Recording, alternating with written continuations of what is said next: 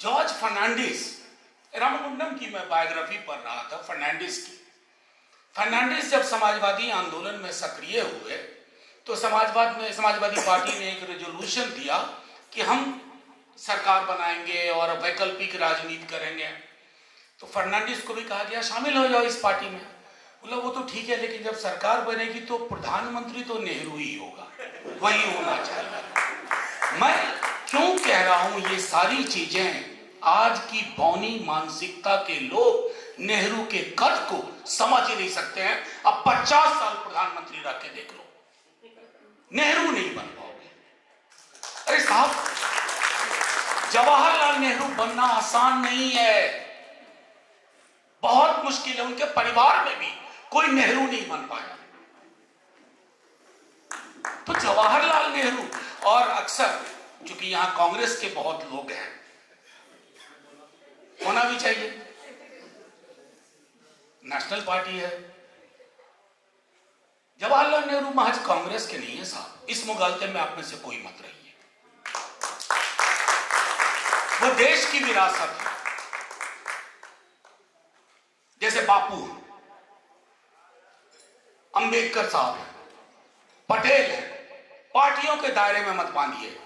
ताजमहल को पार्टी के दायरे में नहीं, लाल किले को पार्टी के दायरे में नहीं, गंगा जमुना को पार्टी के दायरे में, बहती हवा को दलों के दायरे में आप नहीं बांध सकते। तो नेहरू को भी दलों के दायरे में मत बांधिए। लेकिन करें क्या? बड़ी मुसीबत है। जब से ये सज्जन, ये व्यक्ति विशेष आए हैं, मैंने सदन में कई दफा कहा, भी हालिया कहा 17 दिसंबर को, अरे भैया चुनाव आपने नेहरू को नहीं हराया, हमें हराया, कांग्रेस को हराया, 14 में हराया, 19 में हरा दिया, 24 में हारते हारते फिर भी हरा दिया। तो ये सारी, जिस दिन नेहरू को हरा दोगे उस दिन देश हार जाएगा। नेहरू सिर्फ एक व्यक्ति नहीं था, बल्कि मैं यूं कहूं, नेहरू में एक कबीर भी था, कबीराई थी। खड़गे साहब की किताब पर का विमोचन चल रहा था। मैंने उस दिन एक बात कही थी, इस देश के 2 नेताओं ने गौतम बुद्ध को आत्मसात किया, एक जवाहरलाल नेहरू और एक भीमराव बाबा साहब अंबेडकर। बाबा साहब अंबेडकर ने इमांसिपेशन के टूल के रूप में, इमांसिपेशन का तर्जुमा मुझको अभी अचानक से ध्यान में नहीं आया, क्या कहूं इमांसिपेशन को, लिबरेशन क्या कहेंगे सर? मुक्ति। हाँ, मुक्ति थोड़ा क्लोजेस्ट शब्द है। मुक्ति के उपकरण के रूप में, और नेहरू ने कंपैशन की। इन दोनों लोगों ने, गौतम बुद्ध, क्योंकि हमारे प्रधानमंत्री जी विदेश जाते हैं, ये नहीं कहते हैं कि सावरकर की भूमि की इस भूमि से आया हूं, ये भी नहीं कहते हैं कि मैं देवरस की भूमि से आया हूं, कहते हैं कि मैं गौतम बुद्ध की भूमि से आया हूं, गांधी की भूमि से आया हूं। इस भूमि की ये ताकत है। गांधी, बुद्ध, नेहरू, अंबेडकर, नाम तो लेना होगा, सलाम भी बजाना होगा, और ये दोनों काम आपको करने होंगे आस्तीन पे रख के नहीं, सीने में, दिल में। ये एक चीज जहां से मैं शुरुआत करना चाहता था। देखिए, हाँ, एक और चीज ये भी आप लोगों से बताना जरूरी है। मैं मोदी जी का भी शुक्रिया अदा करता हूं। मैं पूछना चाहूंगा संदीप भाई से कि मोदी जी के आने से पूर्व नेहरू पे कितनी गोष्ठियां हुआ करती थी? बहुत कम। बल्कि मैंने एक दिन जोड़ा, तकरीबन 30 किताब लिखी गई है 2014 के बाद जवाहरलाल नेहरू पे। तो जितना मिटाने की कोशिश करोगे वो उठ के खड़ा होता रहेगा। और मैं स्वयं ये बात कहूं, 14 से पूर्व मेरी रीडिंग क्या थी नेहरू के बारे में? Discovery of India, father's letter to his daughters. और उससे तो खैर मैं इतना प्रभावित था कि एक पिता का अपनी पुत्री के साथ वो संवाद ईश्वर ने मुझे 2 बेटियां दी, दोनों को पहले बर्थडे से लेकर के 24वें बर्थडे तक मैं चिट्ठी लिख रहा हूं और सोच रहा हूं, उनसे कहा है कि when I am not around publish कर। ये नेहरू से लिया, ये एक पक्ष। 14 के बाद many of us started revisiting Nehru, जानना शुरू किया, नेहरू को पढ़ना शुरू किया, नेहरू पर पढ़ना शुरू किया, और तब एहसास हुआ कि अगर ये व्यक्ति ना होता, हम आप ना होते आज यहां। इस मुल्क के अंदर इतनी फ्यूडल टेंडेंसी थी। अभी संदीप भाई बता रहे थे जमींदारी उन्मूलन के बारे में, आसान काम था। खुदा ने हमारे बिहार में एक समय थोड़ा बलवती हुआ, लोगों ने जो जमीनें दी बाद में वो भी हड़प ली। देने के बाद उस हिंदुस्तान में, उस भारतवर्ष में इनको साकार करना, और मुझे बेहद अफसोस है कि हमारे प्रधानमंत्री जी, कौन हमारे एक मित्र युवा कह रहे थे व्हाट्सएप मत देखो, ये एक ऑर्डर निकलना चाहिए, कहीं से कहां से निकलेगा पता नहीं।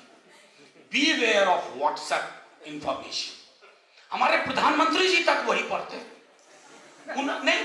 देखिए, मैं हंसने के लिए नहीं बोल रहा हूं, ये रोने का क्षण है, ये करुणा का क्षण है। व्यक्ति फर्स्ट अमेंडमेंट के बारे में कुछ बोल के निकल गया। फर्स्ट अमेंडमेंट क्यों करना पड़ा था, मैं आपको बताऊं। कम्युनल एटमॉस्फेयर था। मैं हाल में सदन में बोल चुका हूं, कहां जानिएगा मोदी जी आप, खून की नदियां बह रही थी दोनों तरफ, लाखों लोग, दुनिया में इतना डिस्प्लेसमेंट इस स्केल पे कहीं नहीं हुआ था। पूरा का पूरा मुल्क के साइज के लोग पाकिस्तान से इंडिया आ रहे थे, इंडिया से पाकिस्तान जा रहे थे। उस समय में उसने कमान संभाली। प्रोपेगेंडा पीक पे था, हर तरह का प्रोपेगेंडा। आप में से जिस किसी ने तमस को पढ़ा हो, मैं सिर्फ एक उदाहरण देता हूं, कई ऐसे उदाहरण, सैकड़ा उदाहरण है कि क्या हालत है। यहां तो तुमसे मणिपुर नहीं समझ रहा है यार। एक राज्य है जो करा रहा, और आपके लिए, उसके लिए वक्त नहीं है, और आप नेहरू पे तबसरा कर रहे हो। जो पंजाब की बुरे हालत में पंजाब में था, अगर आज वो होते मणिपुर में ना, तो कैंप ऑफिस मणिपुर में होता जवाहरलाल नेहरू का। वो शख्सियत, उस प्रोपेगेंडा को कम करने के लिए फ्रीडम वाले संविधान के आर्टिकल पे रीजनेबल रेस्ट्रिक्शन जोड़ा गया था, और अंबेडकर साहब की सहमति से हुआ था। दूसरा, SC ST reservation, article 14, article 15, 16, ये ओपन था, राइट टू इक्वालिटी। साउथ के कोर्ट्स में लोग मूव करना चाह रहे थे एफर्मेटिव एक्शन रोकने के लिए, तो जाहिर है चुनाव का वेट करते, तब तक नलीफाई कर देते लोग, तो वो अमेंडमेंट हुआ। और तीसरा था जमींदारी उन्मूलन। लेकिन मुझे दुख के साथ कहना पड़ता है कि हमारे विपक्ष के भी साथी फैक्चुअली इसको काउंटर नहीं कर पाए। कई लोगों को मैंने लिख के दिया कि ये बोलो, ये सच है, जो वो बोल रहे हैं वो आधा सच है, आधा भी नहीं, घटिया सोच का घटिया सच, और आप तबसरा कर रहे हैं। तो बहरहाल आज सोच के आया था कि मैं इनके बारे में बोलूंगा, ज्यादा नहीं, क्योंकि दिक्कत क्या है ना, इनके अंदर एक प्रवृत्ति भी है, मैं बता रहा हूं ईमानदारी से जितना मैंने देखा, बनना चाहते हैं ये जवाहरलाल नेहरू। ये चाहते हैं कि देश उनसे वैसे ही मोहब्बत करे। ओ शशि थरूर का साहब का किसी ने जिक्र किया, मैं उनकी सबसे अच्छी किताब मानता हूं एक राइट अ लव स्टोरी। वो सचमुच प्रेम कथा है, और दंगे के माहौल में प्रेम कथा है। एक विदेशी लड़की आती है इंडिया, तो वो लड़की आती है, she falls in love with a district magistrate. एक जलीलगढ़ नाम का फिक्टिशियस सा टाउन है, हालांकि मुझे बताया गया है कि जिसके अनुभव पर किताब लिखी गई है वो मध्य प्रदेश में ही कहीं DM थे। खैर, उसमें एक लाइन है, जब प्रिसिला मर जाती है या मार दी जाती है, तो उसकी माँ जो विदेश से आती है वो कहती है, Priscilla had the habit of seeing things in people they did not have. यानी कि कुछ ऐसे व्यक्ति होते हैं उनको दूसरों में वो गुण दिख जाते हैं जो गुण उनके अंदर है ही नहीं। तो कभी कभी हम जैसे लोगों को भी मोदी जी में कुछ गुण दिख जाते हैं, तो वो नेहरू बनना चाहते हैं। लेकिन नेहरू बनने के लिए वैचारिक क्रांति की आवश्यकता होती है, ट्रांसफॉर्मेटरी पैराडाइम चाहिए। आपकी सोच संकीर्ण होगी तो जवाहर जैकेट पहन करके उसको मोदी जैकेट का हलवा करके आप जवाहरलाल नेहरू नहीं हो जाएंगे। और मैं दोबारा दोहराता हूं, अगला चुनाव भी आप जीत लो, लेकिन जवाहरलाल नेहरू को इरेज नहीं कर पाओगे। कई लोग चिंतित थे, बल्कि हमको तो थोड़ा ताज्जुब और थोड़ा अचंभा और थोड़ी शिकायत भी हुई, संदीप भाई नेहरू की खोज क्यों विषय रखा? गुम नहीं हुए हैं। नेहरू की खोज तो तब होती गुम हो गए तो गुमशुदगी की रिपोर्ट लिखवाइए। बल्कि मैं सच कहूं, नेहरू के साथ कांग्रेस ने ही दूरी बनानी शुरू की। माय न्यू इकोनॉमिक पॉलिसी, इन सब का एक जमाने में था विरोधी। छात्र जीवन में हर व्यक्ति को लगता था हाँ कि हम लोग थोड़ा लाल झंडा ही रहता था हाथ में। वो लगता था कि मैं अक्सर कहता हूं कि हम लोगों को पटना में पढ़ता था मैं, तो लगता था क्रांति फतुहा तक आ गई। फतुहा पटना से पहले का रेलवे स्टेशन, लगा कि फतुहा तक आ गई है, उसको खींच करके पटना ले आना है तो क्रांति हो जाएगी। तो मैं ये कहना चाह रहा था कि कांग्रेस ने, और वो आप संसदीय बहसों में भी देख सकते हैं, जब नेहरू को लेकर के बातें होती हैं, आपको किस बात का गिल्ट है भाई नेहरू को लेकर के? You should be proud of the fact that Nehru was from your party, जिसने शेप किया। कभी कल्पना करके देखिए कि नेहरू को मिसिंग लिंक बना दीजिए 47 से लेकर 64 तक, देश की क्या हालत होती। इकोनॉमिक्स के बारे में तो काफी कुछ इकोनॉमिक पैरामीटर्स के बारे में संदीप जी बता चुके हैं। मैं सामाजिक पैरामीटर्स के बारे में आपको कह सकता हूं, पॉलिटिकल पैरामीटर्स के बारे में कह सकता हूं। ये डिपेंडिंग ऑफ डेमोक्रेसी, ये जो आज डेमोक्रेसी, मेरी यंग लोग कह रहे हैं कि हम पॉलिटिक्स में आना चाहते हैं, कहां आ पाते हैं? वो जमीन के अंदर घुसा डेमोक्रेसी का बीज, ये किसकी देन थी? ये नेहरू की देन थी, नेहरू के आइडियाज की देन थी। कम मुश्किल नहीं था नेहरू के लिए। अभी तो आप एक सामने राइट विंग पार्टी को देख रहे हैं, नेहरू के इर्द गिर्द राइट विंग के लोग पड़े हुए थे।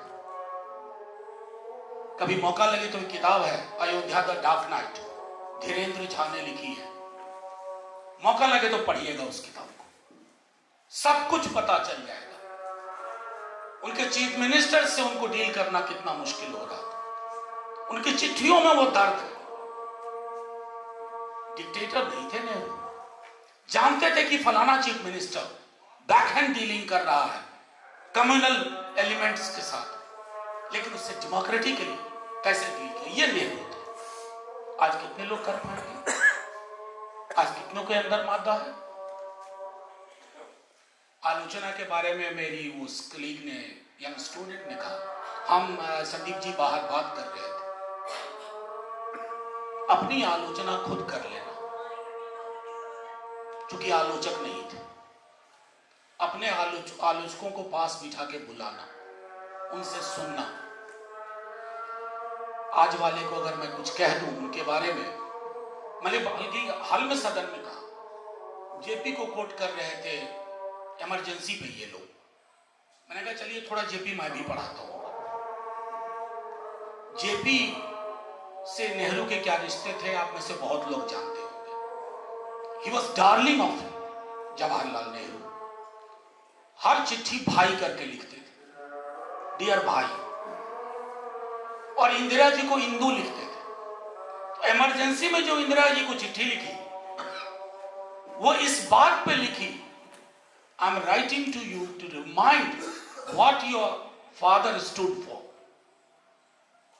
इमरजेंसी के खिलाफ विरोध में भी जवाहरलाल नेहरू को ही लेकर के वो विरोध कर रहे थे। तुम उसी आदमी को कह रहे हो उसने हिंदुस्तान बर्बाद कर दिया। उसने ये कर दिया, उसने वो कर दिया, हम बूमिंग इकोनॉमी होते। कहां की बूमिंग इकोनॉमी होते? क्या हाल था हमारे जीडीपी का, कैसे चूसे गए थे सैकड़ों साल तक। और जब आजाद हुए तो आजादी के साथ एक विभीषिका साथ में आई। उस विभीषिका से, उस कमजोर परिस्थिति में जो जज्बा चाहिए था, उसने नेहरू की नीतियों को जन्म दिया। चाहे वो आर्थिक क्षेत्र की हो, सामाजिक क्षेत्र की हो, राजनीतिक क्षेत्र की हो। और शायद इसलिए हम आज तक, हमारे इर्द गिर्द जितने देश आजाद हुए, उनकी हालत आप देख लीजिए। डेमोक्रेसी कभी 5 साल वहां रहती है, कभी 4 साल रहती है। कॉन्स्टिट्यूशन हर 3 साल 4 साल पे बदलता है। आज हमारे यहां, वेदर वी लाइक इट और not, democratically elected governments are occupying power. Smooth transition है, ये नेहरू ने इंश्योर किया, नेहरूवियन आइडियाज ने इंश्योर किया। कहां आ पाते नरेंद्र मोदी जी? अगर नेहरू को उसी वक्त उन्होंने खुद को डिक्टेटर बना दिया होता तो राजा रजवाड़ों की तरह कहते कि अब यही परंपरा चलेगी, चुनाव के नाम पे प्रॉक्सी होगा। लेकिन ऐसा उन्होंने नहीं किया। और देखिए उन्होंने इस मुल्क को कैसे संवारा था। जो कम्युनल माहौल था, सांप्रदायिक माहौल था, हर परिवार में उस तरह की चर्चा होती थी। उस आदमी ने इसको हिंदू पाकिस्तान नहीं बनने दिया। आसाम तो वही था ना, ज्यादा 75-80% की आबादी। मान लो जो लोग कह रहे हैं बहुत सारे इक्वेशन सेटल हो जाएंगे, आज आप देख लीजिए। और ये भी मैंने हाल में कहा कि नेहरू अगर माइनॉरिटीज की प्रोटेक्शन के लिए, जिसको ये लोग अपीजमेंट कहते हैं, कभी गांधी से सुन लो। गांधी ने कहा था कि वो भी सभ्यता, किसी भी सभ्यता का मूल्यांकन होगा कि वो किस प्रकार अपनी अकलियत को प्रोटेक्ट करती है, अकलियत, माइनॉरिटीज। आज हमसे कहा जाता है बांग्लादेश पर क्यों नहीं बोलते हो? बांग्लादेश में हिंदुओं पे उत्पीड़न हो रहा, हाँ हो रहा, पीड़ा भी होती है। किस मुंह से बोलूं? अपने यहां हर मंदिर में या मस्जिद में मंदिर ढूंढते हुए, लिंच करते हुए लोगों को मैं बांग्लादेश से कहूं बिहेव योरसेल्फ? ये संभव है? ये दोहरा चरित्र है। नेहरू इसी दोहरा चरित्र से बचा रहे थे। नेहरू ऐसा हिंदुस्तान गढ़ना चाहते थे जिसकी मिसाल पूरी दुनिया में दी जा सके, जिसके बारे में ये कहा जा सके लर्न फ्रॉम इट, इनसे सीखो। वो तो हम नहीं बना पाए। हमारा पूरा का पूरा ब्लूप्रिंट वीक होके रह गया। ज्यादा हो गया क्या वो? तो क्या करें? मेरे पास एक ऑप्शन है कि 2-4 मिनट यूं ही बकवास करता रहूं, और या फिर थोड़ा संवाद कर लें। अगर संदीप जी इजाजत हो तो मैं 5-10 मिनट संवाद, क्योंकि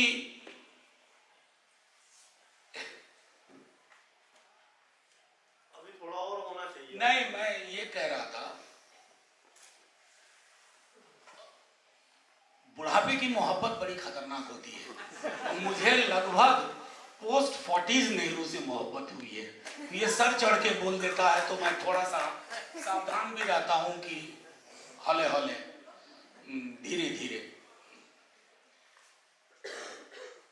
मैं चाहता हूं कुछ बातचीत यूं करें जो आपको रैंडम मन में चीज आए, 2-4 पूछिए, बात करें तो।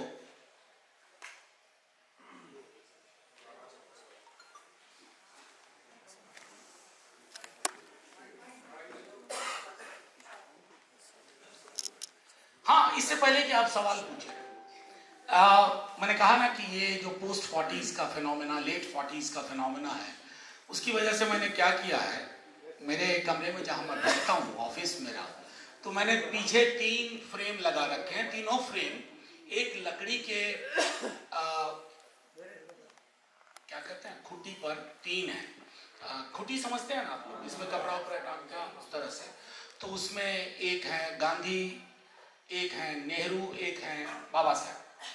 तो कई लोग पूछते हैं कि इनके तो बड़े मतभेद थे। मैंने कहा साहब थे, जिंदा लोग थे, मतभेद होंगे? हम संदीप भाई काम करें तो 100 मतभेद डेली होंगे, हम खुद सर के साथ बैठे तो कई विषयों पे मतभेद होंगे, तो आलू गोभी तो है नहीं, मतभेद होंगे। आलू गोभी में मतभेद नहीं होता, जिसको जहां डाल दो, मटन में डाल दो, फिश में डाल दो।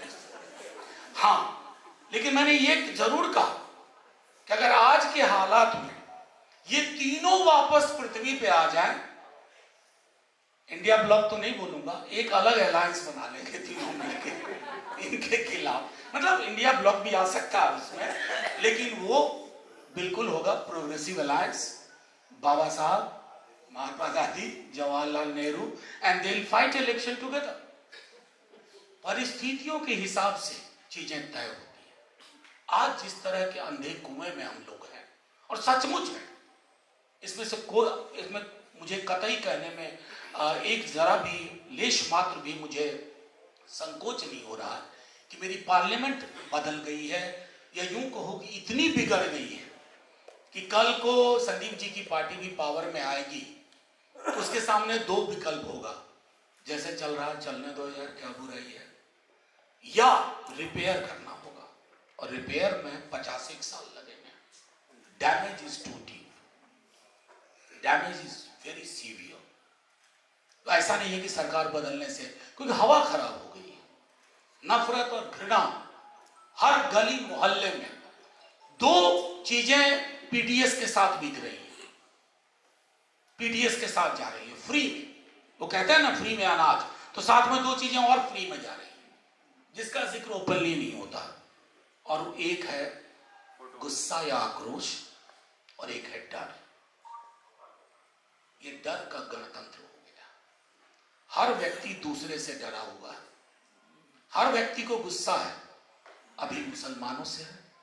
फर्ज कीजिए 18, 19, 17 करोड़ मुसलमानों को एक मिनट के लिए कल्पना कीजिए कि गायब हो गए, है ही नहीं, गायब हो गए, तो वो जो मसाला नफरत और घृणा का है, क्या रुक जाएगा? वो नया मुसलमान ढूंढेगा, नया टारगेट ढूंढेगा, फिर उस टारगेट को भी गायब कर दीजिए, वो भी से करोड़ होंगे। अंत में जब आपके पास कुछ नहीं बचेगा, आप अपने घर में बहन बेटियों के साथ वही करेंगे, क्योंकि ये लत, ये ऑब्सेशन, ये देश के खात्मे का ऑब्सेशन। चुनाव के समय अभी डिबेट इस पर होती है कि थोड़ा सॉफ्ट हिंदू रहा जाए क्या? सॉफ्ट हिंदू और हार्ड हिंदू नहीं होता, हिंदू रहो। हिंदू और हिंदुत्व में वही फर्क है जो महासागर और तालाब में। तालाब पसंद है, तैयार रहिए, पानी गदला होगा। महासागर चाहिए तो जाइए कबीर वाला, उस परंपरा को हम लोग जीवित करें।